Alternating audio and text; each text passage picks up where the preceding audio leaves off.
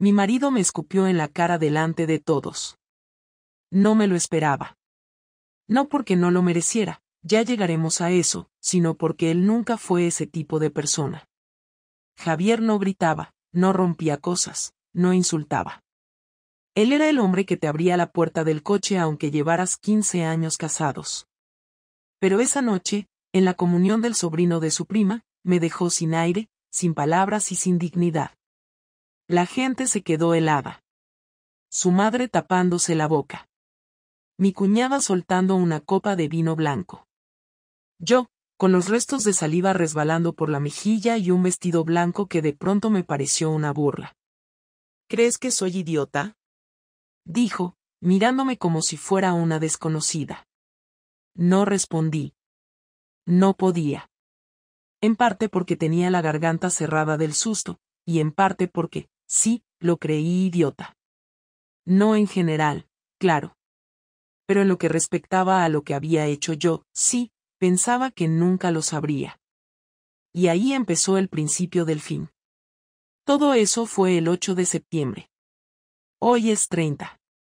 En apenas 3 semanas, pasé de tener una familia a dormir en casa de mi hermana, de llevar alianzas a esconderme del mundo.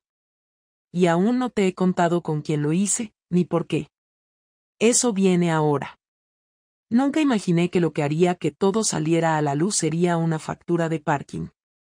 Una hoja suelta, arrugada, olvidada en el bolsillo de mi chaqueta vaquera, la que llevaba el día que salí con Marcos a Madrid, con la excusa de una reunión regional que, por cierto, no existía. A Javier nunca le interesaron mis cosas del trabajo, lo suyo eran los seguros y el ciclismo de fin de semana, pero ese día, el día después de la comunión, estaba revisando la ropa para meter una lavadora porque yo estaba demasiado ocupada en mirar el techo, según él. Lo escuché decirlo mientras tiraba la colada en la cesta, y pensé que era una frase con veneno. Supongo que no me di cuenta de que estaba buscando algo. O tal vez sí lo sabía y preferí no pensarlo. Cuando encontró el ticket, no me dijo nada en el momento. Me lo contó después, cuando ya todo estaba roto. Pero lo guardó, doblado en dos, como si fuera un papel importante. No porque un parking en Chamartín fuera raro, de hecho, hasta podía justificarlo si hubiera querido, sino porque él ya sospechaba algo desde antes. Me lo confesó mientras fumaba un cigarro en la terraza, mirando hacia el patio como si el suelo le ofreciera respuestas. Me dijo que algo no le cuadraba desde agosto, cuando empecé a quedarme más tiempo en la oficina. Que empecé a volver a casa con ese tipo de energía que solo se tiene cuando estás haciendo algo nuevo, algo que no deberías. Que mi forma de sonreír cambió. Que el sexo desapareció, y que yo, que siempre necesitaba mi dosis de piel para funcionar bien, ahora ponía excusas sin ni siquiera mirarle a los ojos. Y él, que nunca fue paranoico ni controlador, empezó a anotar cosas. No con boli y libreta como en las películas, pero en su cabeza. Y entonces lo de la comunión, con toda la familia mirando, fue la explosión, no el descubrimiento. Eso ya lo traía digerido desde hacía días. La noche después del escupitajo no dormimos juntos. Yo me quedé en el cuarto de Lucía, en su cama de 90, mirando el techo, oliendo a colonia infantil, preguntándome si todo era reversible. Él durmió en nuestro cuarto, con la puerta cerrada, y no hubo ni gritos ni llanto. Solo silencio. Yo estaba preparada para que me gritara, que me insultara, que me echara de casa, pero lo que hizo fue aún peor, me ignoró. No como cuando uno se hace el enfadado. No. Me ignoró de verdad. No me dirigió la palabra en todo el sábado. No preguntó si iba a comer. No me miró. Me convertí en un mueble para él. Yo me movía por la casa con la sensación de estar habitando el mismo espacio que un muerto. Porque él ya no estaba ahí, no como antes. El domingo por la mañana, mientras desayunaba en silencio, Javier colocó su móvil boca abajo sobre la mesa, como si eso fuera lo más importante. Luego, sin levantar la vista, dijo, ya sé que no fuiste a ninguna reunión. Tengo la factura del parking, y también llamé a tu jefa, Carmen. No hubo ninguna reunión ese día. Ni en Madrid, ni en ningún sitio. Y tú ibas muy guapa. Demasiado guapa para estar con compañeros. Yo no supe qué decir. Me quedé ahí, con el café en las manos, frío ya, sintiendo cómo se me bajaba la presión. Ni siquiera intenté negarlo. No porque fuera valiente, sino porque ya estaba agotada de sostener una mentira que nunca fue tan sólida como pensé. Él seguía hablando. Tampoco era tan difícil atar cabos. El día que dijiste que te habías quedado sin batería y no contestabas, estabas en casa. Lo supe porque llamé desde otro número y tú lo cogiste. Eso fue hace 2 semanas. Y desde entonces he estado esperando. A ver hasta dónde llegabas. Pensé que igual te arrepentías sola. Pero no. Preferiste seguir jugando. En ese momento me sentí como una niña pillada robando en el supermercado. Ni siquiera podía argumentar que lo había hecho por necesidad. Lo hice por impulso, por egoísmo, por un vacío estúpido que ni siquiera Marcos podía llenar. A él tampoco le importaba realmente. Para él era una historia más. De esas que luego se convierten en anécdotas en cenas con amigos. La de marketing, la que estaba casada, ¿os acordáis? Esa era yo. Nada más. Javier me miró por primera vez desde el viernes. Una mirada seca, tranquila, calculada. Me preguntó si iba a seguir mintiendo. Le dije que no. Que sí, que era cierto. Que estuve con alguien. Una vez. Luego 2. Y que no sabía por qué, pero necesitaba sentir que todavía podía provocar algo en alguien. Que alguien me mirara con deseo. Que alguien me hiciera sentir viva. Le dije eso, y me arrepentí al segundo. Porque él tragó saliva, se levantó, y dijo, yo también quería sentirme vivo. Y no necesitaba acostarme con nadie para eso. Se fue a dar un paseo. Tardó 4 horas en volver. Yo no lloré. Me senté en la terraza y fumé uno de sus cigarros. Observé a Lucía jugando con sus muñecas sin tener ni idea del agujero que se había abierto bajo sus pies. Me pregunté cuántos matrimonios sobreviven a esto. ¿Cuántas personas pueden mirar a su pareja sabiendo que ya no son lo que eran?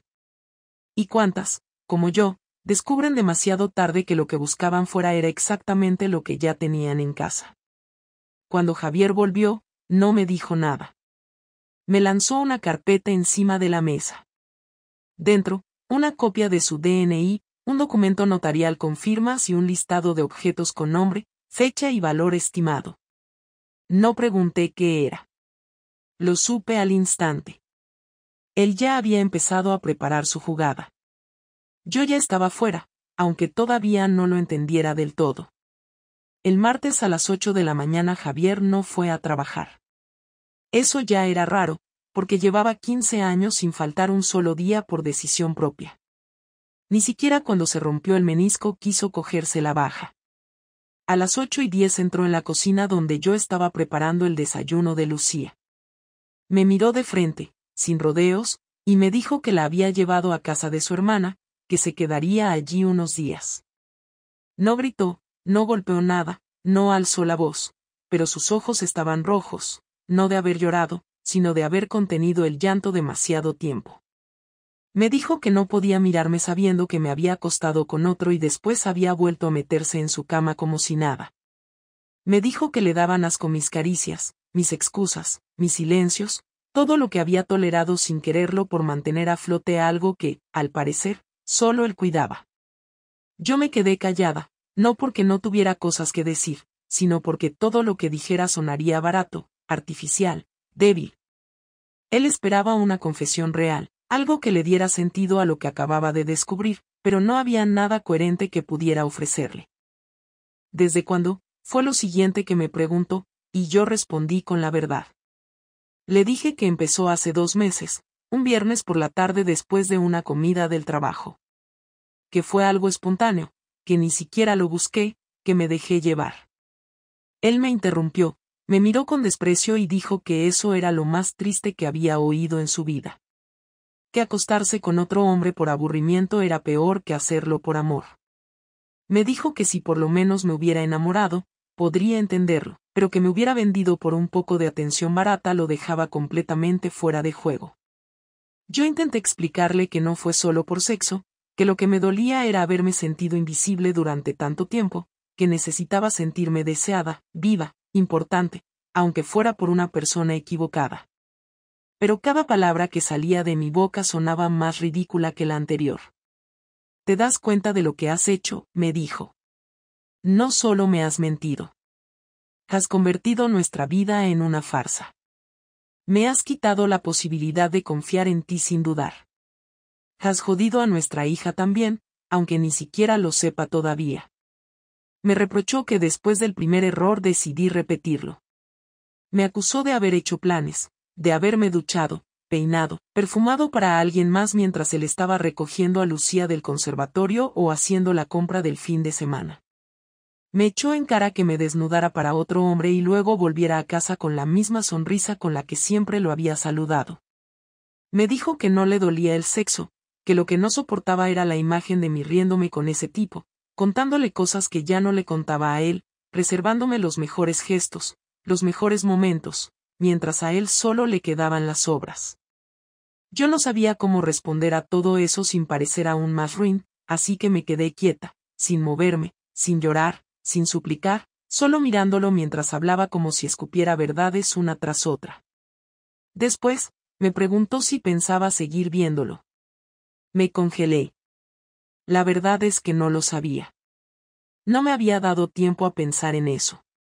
Marcos no era el amor de mi vida, no quería dejar a mi marido para estar con él, pero tampoco sentía que tuviera un sitio claro al que volver. Le dije que no, que había terminado, que no quería seguir. Que me había dado cuenta tarde de lo que había hecho y de que había cruzado una línea que no podía desandar. Javier soltó una risa corta, sarcástica. Me dijo que no hacía falta que le prometiera nada. Que yo ya no tenía palabra para él. Que cualquier cosa que dijera ahora era como un billete falso, igual de bonito, igual de inútil. Luego fue al salón, cogió un par de sobres del cajón de la consola y los tiró sobre la mesa. Aquí tienes el número del abogado. Ya he hablado con él. Dice que si firmamos rápido y sin tonterías, podemos arreglar esto en 2 meses. Yo no quiero pelearme por la casa. Me voy a quedar en casa de mi hermana hasta que encuentre algo. Tú puedes seguir aquí por Lucía, pero yo quiero custodia compartida desde el minuto 1. Y si intentas hacerte la víctima, vamos a tener problemas. Le pregunté si estaba seguro. Me miró con los ojos llenos de algo que no supe interpretar. Me dijo que llevaba semanas esperando una explicación, una señal de arrepentimiento sincero, algo que le hiciera creer que lo nuestro valía la pena salvarse. Que incluso con todo, con la humillación, con la rabia, con la imagen de otro tipo tocándome, todavía había una parte de él que me hubiera perdonado si hubiera sentido que yo lo merecía. Pero no la encontró. Y ahora ya no quería perdonar nada. Ni a mí, ni a sí mismo por haberlo considerado siquiera. En ese momento me derrumbé.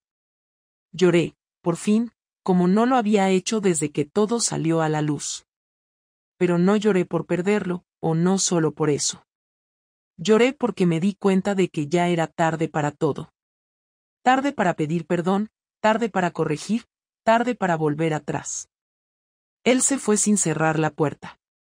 Y yo me quedé sola, con la carpeta del abogado sobre la mesa, la cocina medio recogida, y la certeza de que acababa de destruir lo único que había sido realmente sólido en mi vida. El jueves siguiente volví del trabajo y encontré la casa vacía. No vacía de personas, vacía de cosas.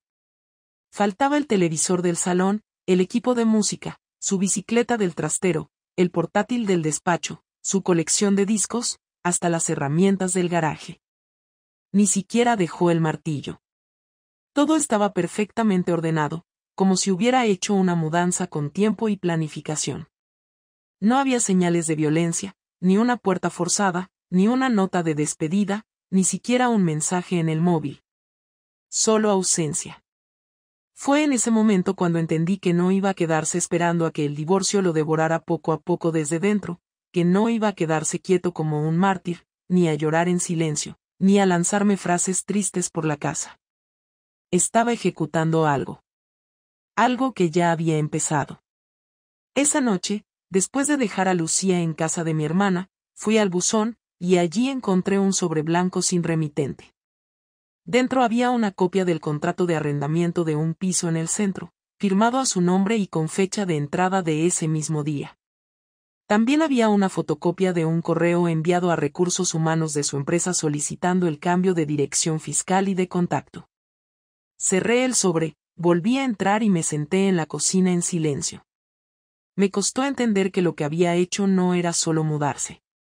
Lo que hizo fue empezar una vida nueva, sin mí, sin preguntas, sin explicaciones, con una precisión quirúrgica. Lo peor no era que se hubiera ido. Lo peor era que lo había hecho con calma, sin mostrar una emoción visible, como quien ejecuta un protocolo ya ensayado. Ni una palabra de más, ni un reproche, ni una súplica. Solo hechos. Todo limpio. Al día siguiente, fui a recoger a Lucía a la escuela. La noté distante. Cuando le pregunté si estaba bien, me dijo que papá le había explicado lo que estaba pasando, que iban a vivir en sitios diferentes pero que seguirían viéndola por igual, y que lo más importante era que ella no tenía la culpa de nada. Me lo dijo así, con esas palabras exactas, repetidas como si se las hubiera aprendido de memoria.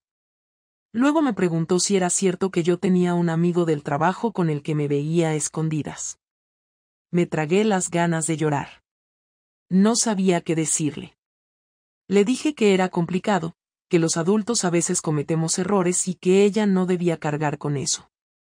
Me miró sin decir nada más y siguió con su merienda. Esa fue la primera vez que noté que ya no me miraba igual. Lo siguiente fue el trabajo. Empezaron los rumores. Nada directo al principio, solo gestos, comentarios a media voz, silencios raros cuando entraba en la sala de reuniones. Una compañera me escribió un mensaje preguntando si estaba bien, que había oído cosas. No le respondí. Al día siguiente, mi jefa me llamó a su despacho y me preguntó si necesitaba unos días. Le dije que no, que estaba bien. Me miró con cara de no creerme pero no insistió. Cuando salí del despacho, encontré una nota impresa encima de mi teclado. Una hoja sin firma, sin título, con una serie de capturas de pantalla. Eran fragmentos de conversaciones de WhatsApp entre Marcos y otra persona, alguien con quien hablaba de mí. No sé cómo las consiguieron, pero ahí estaban. En una de ellas, él decía literalmente, está enganchada. Tiene cara de no habérselo tirado nadie en meses. No me extraña que quiera repetir. Leía esas palabras y sentía una mezcla de rabia, vergüenza, asco y culpa.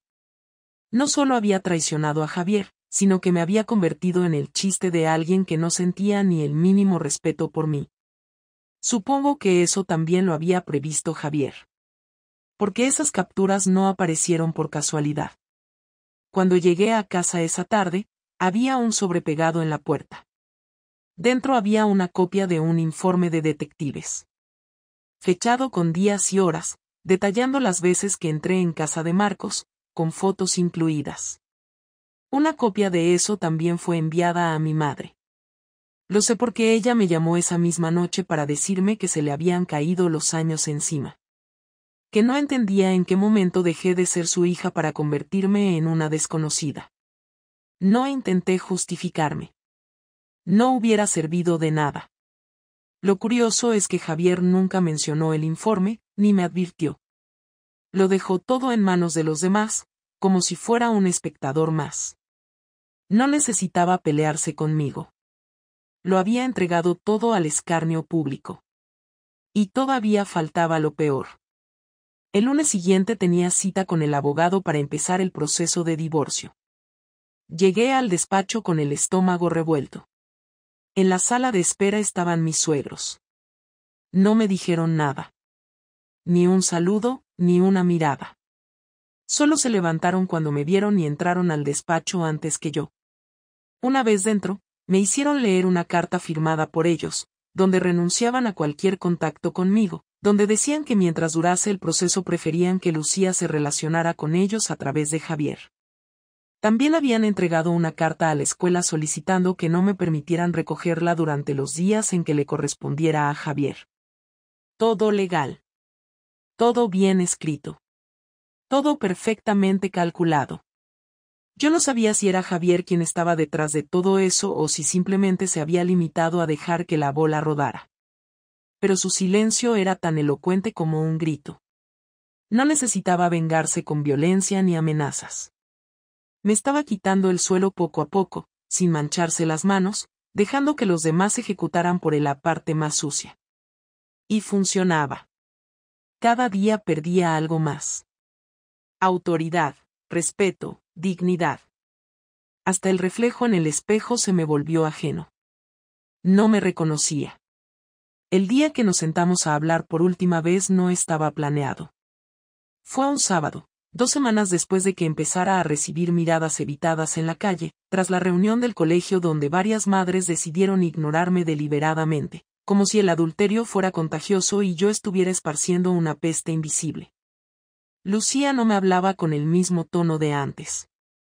A veces me respondía con monosílabos, otras veces fingía estar dormida cuando llegaba a casa, y había días en los que me esquivaba físicamente, como si mi presencia le incomodara. Estaba perdiendo a todos. Y lo peor es que lo entendía. Me lo había buscado. No podía quejarme. Pero también necesitaba saber si de verdad todo estaba tan perdido como parecía. Llamé a Javier esa mañana. Le pedí que viniera a casa, que necesitaba hablar con él a solas, sin abogados, sin papeles, sin testigos. Tardó en responder. Me dijo que a las 6 de la tarde pasaría a buscar unas cosas y que si quería decir algo, que lo dijera entonces. Llegó puntual, como siempre. Entró sin quitarse las gafas de sol, saludó con un simple hola y fue directo al dormitorio. Yo lo seguí. Me apoyé en el marco de la puerta mientras él abría el armario y metía unas camisas en una bolsa. Le pregunté si tenía un momento para sentarse, que necesitaba hablar con él. Me miró como si le estuviera pidiendo un favor que no merecía. Aún así, asintió y fue al salón. Nos sentamos en los extremos opuestos del sofá. No había una mesa en medio ni nada que hiciera de barrera, pero parecía que estábamos a kilómetros de distancia. Yo fui la primera en hablar. Le dije que no lo iba a justificar, que no esperaba comprensión, que tampoco iba a rogarle que volviéramos, porque sabía que eso ya no tenía sentido. Pero necesitaba entender si había alguna posibilidad de reconstruir, aunque fuera un mínimo canal de respeto entre nosotros. Le pregunté si de verdad lo había perdido todo, si ya no quedaba ni una mínima parte de lo que fuimos. Él me escuchó en silencio, con los codos sobre las rodillas, mirando el suelo. Cuando terminé, se quedó callado un momento largo. Luego habló. ¿Tú te acuerdas de cuando te rompiste el tobillo y yo dormía en el sofá para no molestarte, pero igual me levantaba cada 2 horas a traerte agua o ver si necesitabas algo? Asentí con la cabeza. ¿Te acuerdas del viaje a Granada cuando cancelaron nuestro vuelo y tú te pusiste a llorar en el baño del aeropuerto? Estuvimos 12 horas en una sala de espera y yo no me moví de tu lado ni un minuto. Volvía a sentir. ¿Y de cuando Lucía tuvo fiebre de 40 y tú entraste en pánico y saliste corriendo al hospital sin siquiera mirar si yo estaba vestido? ¿Y quién se quedó con ella toda la noche mientras tú dormías agotada? Me costaba mirarlo. Sabía a dónde iba. Yo te cuidé. Siempre. No por obligación. Porque quise. Porque eras mi vida. Y tú lo sabías. Y aún así fuiste capaz de acostarte con otro como si nada. No fue un accidente. Fue una decisión. Una detrás de otra. Y eso no se arregla con una conversación. Ni con lágrimas. Ni con un lo siento. Le dije que tenía razón. Que no tenía cómo borrar lo que hice. Que entendía que no quisiera perdonarme, pero que al menos quería que pudiéramos reconstruir algo por Lucía, porque si seguíamos así, Ella iba a crecer con dos padres que no se hablan y eso también era una forma de hacerle daño. Me interrumpió. ¿Tú crees que Lucía no sabe lo que pasa? Los niños no son idiotas. Lo sienten todo. Saben cuando algo se rompe. Y tú lo rompiste. Así que no me pongas a Lucía como excusa. Porque por ella estoy aquí. Por ella no he desaparecido. Por ella estoy aguantando toda esta mierda sin levantar la voz. Pero no es por ti. Contigo ya no tengo nada que hablar. Le pedí entonces que me dijera qué quería que hiciera. Si prefería que me fuera de la casa, si quería cambiar el acuerdo de custodia, si tenía algo más que pedir, que lo dijera ahora. Me miró por primera vez de forma directa. Yo no necesito pedirte nada. Yo ya tengo claro lo que quiero. Y lo estoy consiguiendo. Me he quitado de encima a una persona que no supo valorar lo que tenía. No necesito nada más. Su frialdad dolía más que cualquier insulto. Era como si ya me hubiera borrado de su cabeza. Como si yo fuera un trámite, un error administrativo, algo que se liquida y se archiva. Me levanté del sofá sin saber qué hacer con las manos. Le dije que, a pesar de todo, lo sentía. Que no esperaba que me creyera, pero que no pasaba un solo día sin que me arrepintiera. Y que esperaba que algún día pudiera verme sin rabia. Su respuesta fue breve: no tengo rabia. Tengo decepción. La rabia se pasa. La decepción no. Se levantó, agarró su bolsa y fue hacia la puerta. Antes de salir, se giró y dijo: por cierto, Marcos también va a tener noticias pronto. Tú decidiste destrozar esto, pero él no se va a ir limpio tampoco. Cerró la puerta sin mirar atrás. Me quedé sola en el salón, de pie, sin saber a dónde ir, sin tener ya preguntas ni respuestas. Solo quedaba esperar. Ver qué más se venía. Y entender que ese hombre, el que había estado a mi lado media vida, ahora era un desconocido con una memoria perfecta, capaz de recordar cada detalle de lo que le entregó a alguien que no supo cuidar nada. No hubo una gran escena final.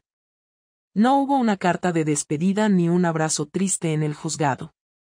Solo papeles, firmas y trámites. El divorcio se cerró en 4 semanas. Javier no puso impedimentos, no pidió más de lo que le correspondía, ni buscó humillarme delante de la jueza. Fue respetuoso, directo, casi impersonal. Se presentó con su abogado, firmó, escuchó lo que había que escuchar y se marchó. Yo fui la última en salir de la sala, no porque tuviera algo pendiente, sino porque me costaba caminar con la sensación de haber perdido algo irrecuperable, no solo a una persona, sino a una vida completa. Después de eso, no volvimos a hablarnos fuera de lo necesario. Las comunicaciones pasaron a ser frías, exclusivamente sobre Lucía, horarios, tareas, visitas médicas, nada más. Se convirtió en un intercambio administrativo. Ni un buenos días, ni un gracias, ni un ¿cómo estás? Con Lucía las cosas mejoraron, pero lentamente. Me costó meses que volviera a tratarme como antes, y aún así, algo en su forma de mirarme seguía teniendo una distancia que no existía antes. La confianza rota no se repara con buenas intenciones. Tuve que aceptar que para ella yo había fallado, y que eso no se arreglaba con regalos ni con tardes de cine. Lo único que podía hacer era estar ahí, cumplir con mis responsabilidades, y esperar que con el tiempo entendiera que, a pesar de lo que hice, no dejé de ser su madre. Pero el castigo más duro no fue el divorcio ni el rechazo inicial de mi hija. Fue darme cuenta de lo que realmente había perdido. La relación con mi familia también cambió.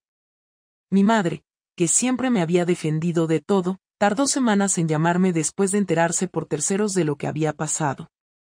Cuando por fin lo hizo, no fue para consolarme, sino para preguntarme en qué momento se me había cruzado el cable para destrozar una familia que funcionaba. Me dijo que no me reconocía, que sentía vergüenza, que por primera vez en su vida no sabía cómo presentarse en una reunión familiar sin pensar que todos estaban hablando de su hija. No me colgó, pero tampoco me ofreció apoyo. Fue una llamada corta, incómoda, que dejó en evidencia que yo ya no ocupaba el mismo lugar en su corazón. Mis hermanas, directamente, me dieron la espalda. Una de ellas ni siquiera me invitó al cumpleaños de su hijo. A la otra la veía por compromiso, pero ya no éramos cómplices de nada. Marcos desapareció poco después. Un día dejó de responder a los mensajes. Un mes después, me enteré de que su mujer había descubierto todo y que él estaba enfrentando un proceso de separación con acusaciones de acoso y manipulación emocional. No me sorprendió. Lo poco que supe fue que Javier se había encargado de enviarle también un paquete con todo lo que tenía: fotos, audios, detalles, fechas. Lo suficiente para destruir su imagen en casa y en el trabajo. Supongo que fue su manera de cerrar ese capítulo. Nunca me lo dijo, pero no hacía falta. Sabía que él no iba a permitir que aquel hombre saliera de esto como si no hubiera pasado nada. Y tenía razón. Alguien como Marcos no merecía otra cosa. Después del divorcio, vendí el piso. No porque no pudiera pagarlo, sino porque cada rincón de esa casa era un recordatorio permanente de lo que destruí. Me mudé a un apartamento más pequeño, cerca del colegio de Lucía, para que la logística no se complicara. Empecé a ver a una psicóloga. Al principio no sabía ni qué decirle. No lloraba, no me quejaba, solo le contaba los hechos como si fuera una narradora de una historia ajena. Fue ella quien me dijo, después de varias sesiones, que no había aprendido a asumir responsabilidad real. Que todo lo contaba desde la culpa, pero no desde la comprensión profunda del daño. Me costó aceptar eso. Pero tenía razón. Durante semanas me aferré a frases como fue un error, estaba confundida, no fue planeado, sin darme cuenta de que todas esas explicaciones no cambiaban nada. Lo había hecho. Había tomado decisiones conscientes, una tras otra, hasta cruzar una línea que sabía que existía y que ignoré igual. Hoy, casi un mes después de que Javier saliera por esa puerta por última vez, no espero nada de él. No espero que me perdone, ni que volvamos a hablarnos con cariño, ni siquiera que me recuerde con afecto. Lo único que espero es que le vaya bien, que rehaga su vida con alguien que lo respete, que lo valore como yo no supe hacerlo. No porque quiera redimirme, sino porque es lo justo. No conozco a muchas personas que hubieran aguantado todo lo que él aguantó sin hundirse, sin explotar, sin arrastrar a nuestra hija al centro del conflicto. Se comportó con más integridad que la que yo tuve en todo este proceso. Y eso es algo que no se me va a olvidar. De mí no puedo decir que esté bien.